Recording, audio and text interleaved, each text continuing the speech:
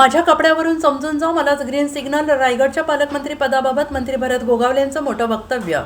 महायुतीचं सरकार स्थापन झाल्यापासून रायगडच्या पालकमंत्रीपदाचा पेच कायम आहे. रायगडचे पालकमंत्रीपद शिवसेनेला द्यायचे की राष्ट्रवादी काँग्रेसला द्यायचे यावरून जिल्ह्यातील नेत्यांमध्ये कुरबुर सुरू आहे. अशातच रायगडच्या पालकमंत्रीपदाबाबत मंत्री भरत गोगावले यांनी मोठं वक्तव्य केलं आहे. मला पालकमंत्रीपदाचा ग्रीन सिग्नल आहे.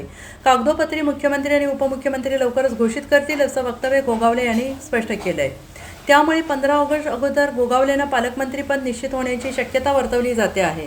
महायुतीचं सरकार स्थापन झाल्यापासून रखडलेल्या रायगडच्या पालकमंत्रीपदाबाबत मंत्री भरत गोगावले यांनी मोठं विधान केलंय. रायगडचे पालकमंत्री आपणच आहोत. पालकमंत्रीपदाबाबत मला कधीच ग्रीन सिग्नल मिळाला असल्याचं गोगावले यांनी म्हटलंय.